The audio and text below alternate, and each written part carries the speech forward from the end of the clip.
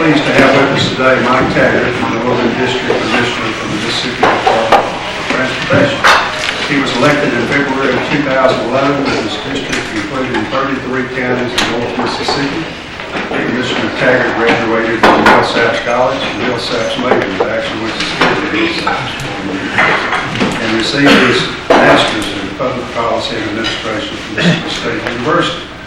He served in the Marine Corps and Reserves for 6 years. He's married to the former Mary Love Mortimer of Kilmichael. They have 3 children and live in Starkville and are active members of the First United Methodist Church in Starkville. Join me in welcoming Mike Taggert.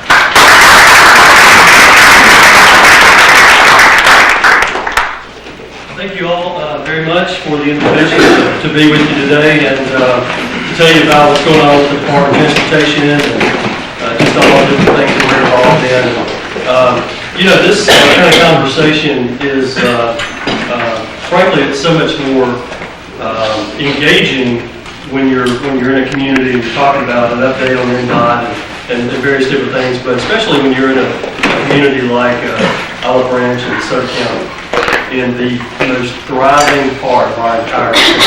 From a commercial standpoint, we sit right here, right smack in the middle of a lot of activity. And a lot of parts of our state, unfortunately, don't have that. So it's a different kind of conversation, a much more positive conversation sometimes, especially up in this area in Soda County when we talk about road projects and transportation issues and logistics and all the different things that are going on. So I do, again, thank you, Pat, for the invitation and all of you to be here. I have got some some things I wanted to kind of update you on and tell you a little bit about the DOT. As a rule, and I think it goes back to maybe some military experience, but I always try, especially internally within your Department of Transportation, we spend a lot of time reminding our folks what our mission is, because I think a lot of times in government we can slowly and incrementally, governmental agencies can get outside of their original mission and thought. And ours is pretty simple. It's the same as it was 100 years ago, and that's to provide you, the Mississippians and our citizens in our state, with the safest transportation system we can feasibly afford, and a comprehensive transportation system, a system that allows us to move and to be mobile, allows business to thrive and the logistics for a business to thrive and get around and bring all the inputs in for manufacturing and ship all the final products out, and all that goes into that. It's on one hand, it's fairly simple what our job is, but obviously it gets very complicated very quickly when you talk about government, engineering, and all the different needs that we all have. And I remember very clearly when I got elected too long ago, but I remember there was a commissioner from South Mississippi, Wayne Brown, and he said, you just got to remember, what you always have to remember is the old saying that the highest road in the land is in the Andes Mountains, the lowest was in the Sierra Nevada, but the most important road is one right in front of your house. And there is no truer statement in government and in transportation studies than that. And that makes it easy in one respect, but it also provides, that's the challenge, of course. So what I kind of wanted to do today was just give you kind of a brief update on the department, and then again, most importantly, tell you about the status of some projects we've got right here in your area, which are very positive. We've got a lot of good things going on this way. But again, MDOT, it's a big area agency. I mean, it is, and the DOTs across the country, by nature, by the virtue of the job that we have, and trying to maintain 30,000 lane miles of road and 8,000 bridges and all these different things, it's a big job with a big agency. So that's why I mentioned the mission. It's always important to remind us internally, make sure we keep the focus on exactly that. But to give you an idea, we do maintain 30,000 lane miles in our state. Which is approximately about 10%, 15% more than we did just a generation ago. So the new capacity projects are growing slowly and surely. We've got, I said 8,000, roughly 8,000 bridges in our state that are state bridges. And the reason I differentiate between that is because state bridges are the ones, of course, on the interstate, one on the lanes, one on state highways, even some county roads. We work with our counties on bridge inspection. We do a lot of that. And these days, we're getting to the point where a lot of our bridges have got a lot of age on them. We had just last Tuesday, the commission meeting, we had a project on our commission approval list, of course, the meeting. That bridge had been built in 1932. So an 80-plus-year-old bridge. We're encountering a lot of that these days. Now I want to make it clear that if our bridges are open, they're safe. A lot of them are posted. That means they have a reduced weight limit, of course, and hopefully people adhere to that. But I don't know if they're open. We check these bridges, especially a bridge of that kind of age. We spend a lot of time on inspection. And the older the bridge and the more the needs of the bridge come about, the more we're inspecting it too. So we have a lot of bridges, 8,000 plus, and we've got bridges in our state that are old and older design. We've got bridges, again, that are posted. And the reason posted bridges are so important to Mississippi is because it affects our bottom line. It affects our economic ability to compete with other states when we have bad bridges. We have posted bridges. When you have posted bridges, that just simply means that a big heavy truck can't legally go across that bridge. And a lot of times we like to say, when you do that, you've limited a local community's opportunity to bring in manufacturing. You've limited their opportunity to bring in all kinds of economic development projects that might be out there. So that's why it should be important to all of us that we have an adequate system and we try to fix these bridges. And we're slowly chipping away at it. It's a big issue, but to bring it home a little closely, you guys, all of you are probably familiar with the Coldwater River Bridge on 51. And this seems like a good time to mention that, but that's an example of an old bridge that we were reaching out there. We had a plan for replacing that bridge.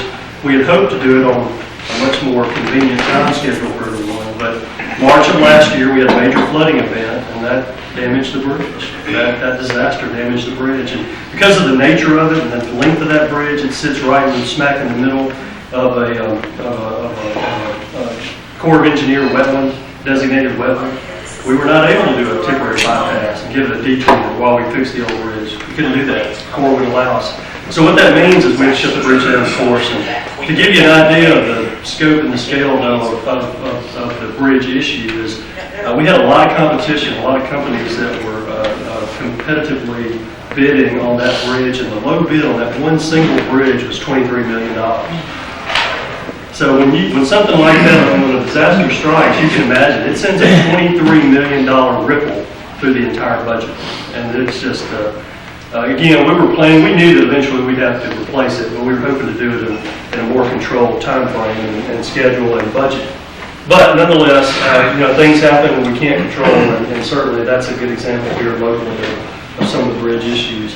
We've got, on the plus side, Mississippi is very fortunate logistically and from a transportation standpoint. We've got many airports. DeSoto County is served by certainly international connection and local airports. Our airports are a vital part of economic development. We see that throughout the state. Any economic development investment, one of the first things that they ask of MDA and the Mississippi Development Authority and the Department of Transportation is, what's the air access? Things are so global, and economic development is such a global matter now that you have to have those kinds of connections and airports. Luckily, DeSoto County has a lot of good air connection, of course. Water ports, we're very blessed in Mississippi. We've got 16 water ports. This is something that we've been really trying to hammer home because we think it's something we can exploit. We've got the Mississippi River on the west, we've got the Tennessee-Tombigbee, which is a navigable waterway on the east, and blue water to the south of us. We've got to find a better way to exploit that advantage, that geographic advantage in Mississippi, and some of that's taking place. A lot of that has to do with the water transportation world. Is still somewhat new to North America. It's not like in Europe. Europeans have perfected it. They've used it for centuries. The oldest form of transportation. But it's really still a very relatively new thing for us in the States. But that's something we need to exploit. And then, of course, we've got our railroads, which are not necessarily a function of DOT, but they're certainly an important part of our big transportation system.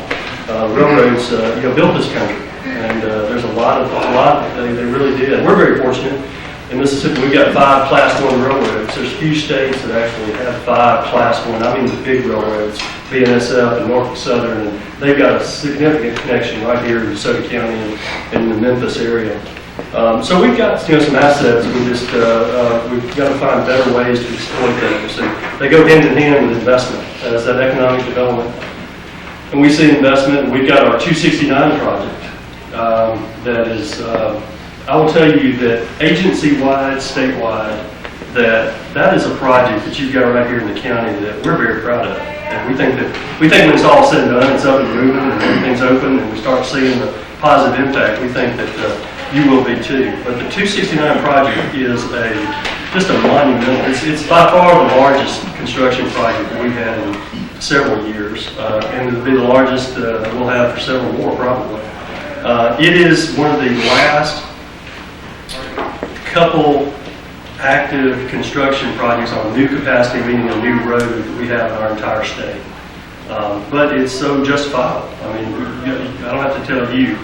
Sometimes I have to explain to people in Jackson and down in South Mississippi what's going on up here, and to understand the need and the justification for such an investment.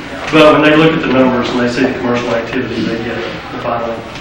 But it's a monumental project which we're very proud of. It's scheduled. It's actually ahead of schedule. Originally, back when we broke ground now it's 2013 is when we broke ground on this project. We had estimated it'd be the fall of 2019 in completion. It'll open in the fall of 2018. So it's moving ahead slowly, very slowly in government terms, but it's moving ahead. It's going to be a great project. I think it's going to have, obviously all the commercial activity, the opportunity for warehousing, all the things that it means big picture. But something that gets lost in this conversation that I hope people see is that it's going to make your community so much safer. It is going to make your community so much safer because big trucks want to be on a big road. They don't want to be on local and municipal and county roads. They don't. It's not safe.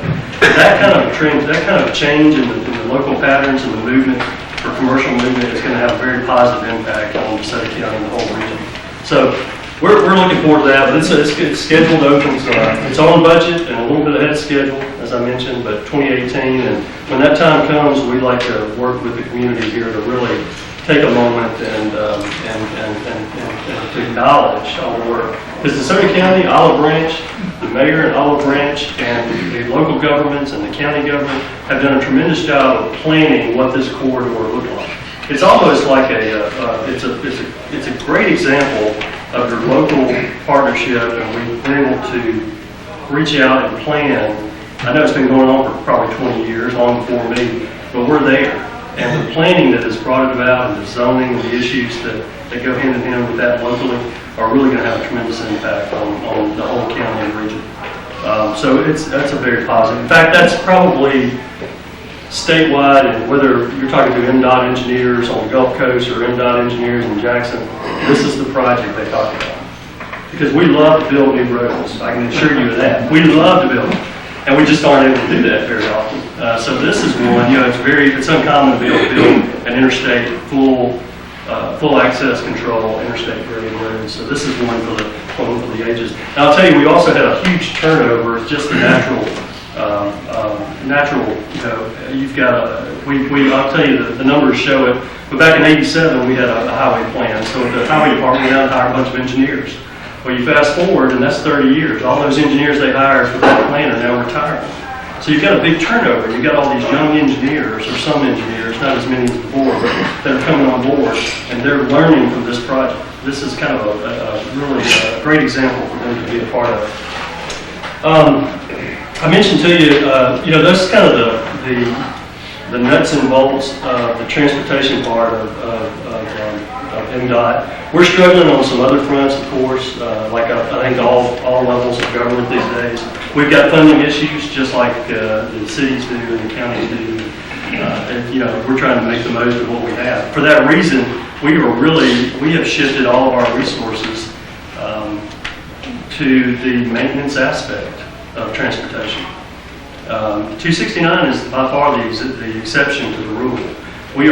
Our agency is shifting to a department of maintenance, because we feel, and I agree with this, I don't really like it, but I do agree with it, that we've got to maintain the system that we've already put in place before we can build other facilities that we can't maintain either. So it's not a very popular statement, to be honest with you, in a lot of places in our state, because as I said, we want to be able to elevate and improve our transportation system as much as possible, but it's just not the times we're living in. It's just simply not the times we're living in.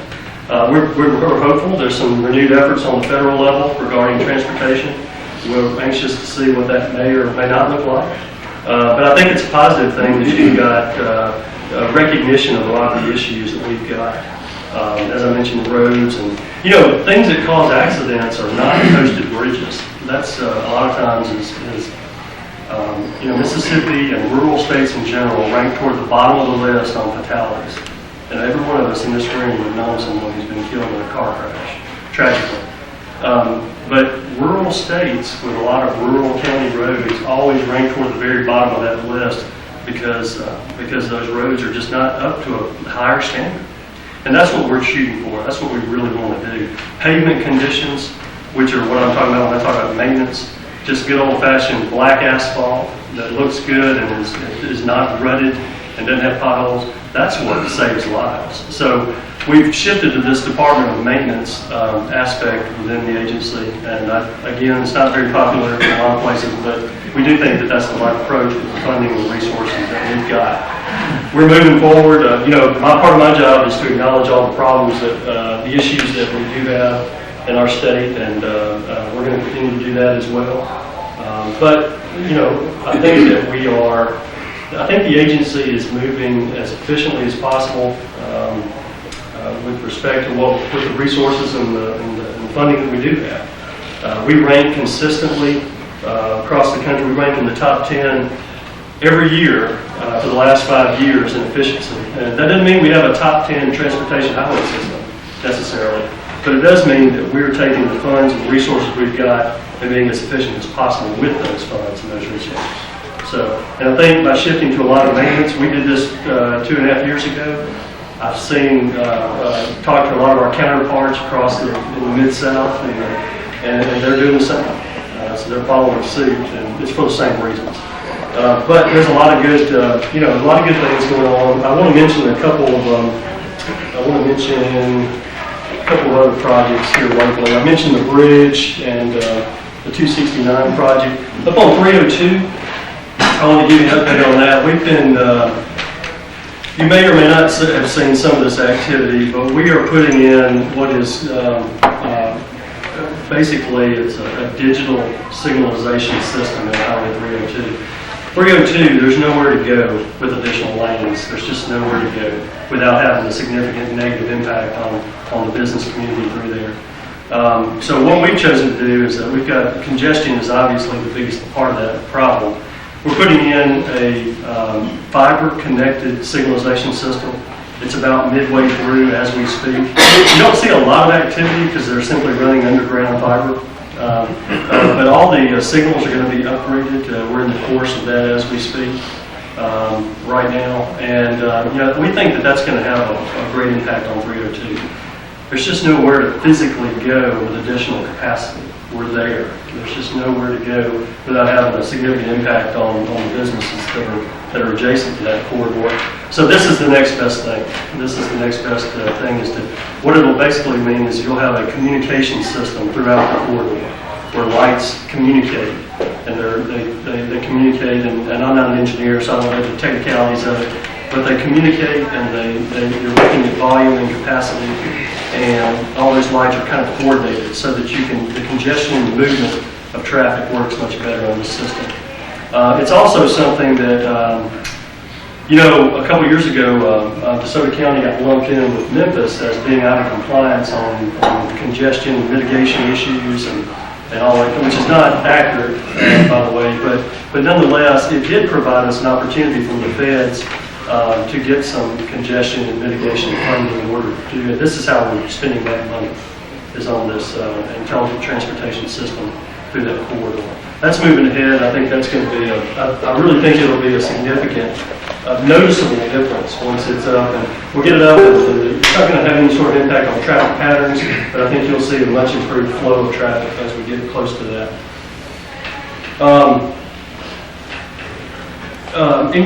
In closing, and I'll be happy to answer anyone who has a question. I'm glad to try, if that's okay, to do that.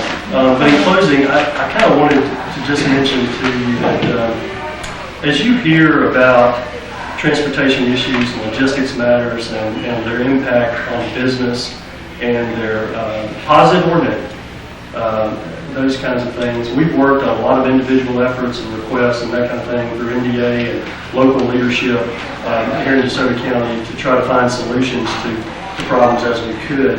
But as you hear those things, I would encourage you to please let us know if there's things that are out there. I don't live in DeSoto County. That's why it's so important that if you have an issue, please let us know. We have people who do, of course, live here and work daily on these types of issues, but, our office is an open book. We've always tried to be very responsive, tried to be, we want to know what the issues are.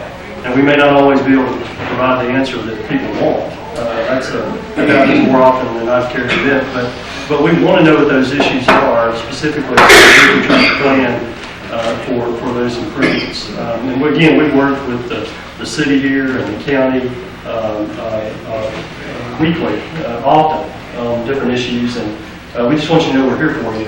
MDOT is a big agency, and it's not a perfect agency, I can assure you. There's a lot of things about it that I'm not very fond of. I can tell you that. There is. It's just a big agency with a big job. But we want you to know, too, that the least of your concerns is knowing that you can get us, and that you have someone that you can work with on your different issues. And so don't ever hesitate. I've got an office in Batesville and Tupelo, and I was telling someone earlier, but if you saw my car, you'd know that it's in my car. It's a mess.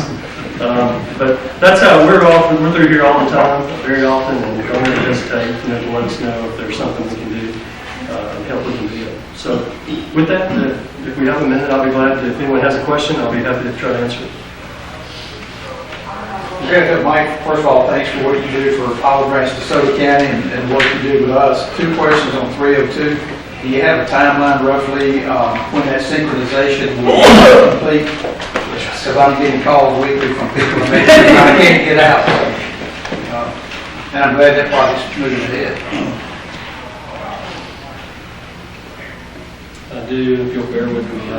They printed this thing out. I can't, it's so small I can't read it. I know the first phase of it is complete, and based on this, they're in the fiber has been laid.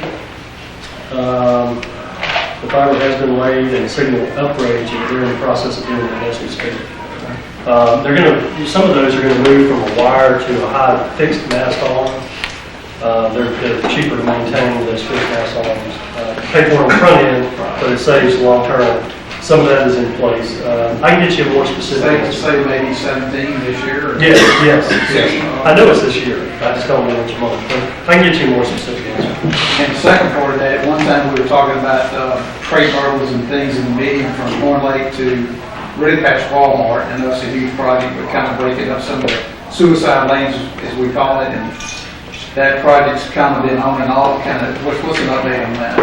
We looked at that. We looked at a raised median in the middle of 302, and it's just not doing it. It's not. It's going to have. It would have. The reason is if we had some sort of limited access already in place where we had adequate spacing between access points, it might be something we could look at. But as wide open as it is, it would have too much of a negative. There would literally be some businesses that would get cut out, and it's just not feasible to do. So that whole project for the entire length is probably done. It is. It is. We got to continually find some ways to improve it, and this fiber effort, I hope will do some of that. But we can't have projects that are going to put somebody out of business. Obviously, we don't want that. It's a real safety issue and concern for us, but it's just not doing it in that particular area. Too wide open. Yes, sir. Mike, you may not remember, but 6 years ago tomorrow, do you know that day? That was the day that he won the runoff, I believe. And actually, we had breakfast at the Chester Hotel in Starkville the next day, and you didn't pay for it. You'd already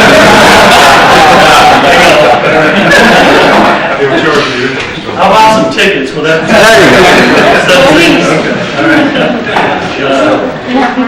I appreciate that. It makes me realize I've been around long enough to be responsible.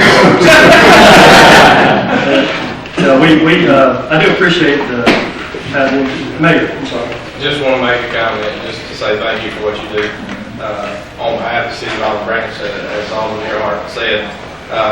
He's a phone call away, and he answers the phone every time, calls back. If he can't answer at that particular point in time, he does an outstanding job for definitely our north half, and more especially Olive Branch. But just want to say thank you for what you do. Yeah. Highway 305, if you notice that recent overlay, he's the reason right there. So we appreciate what you do. I appreciate that. Yeah, I do. We enjoy working with you. Thank you for having me.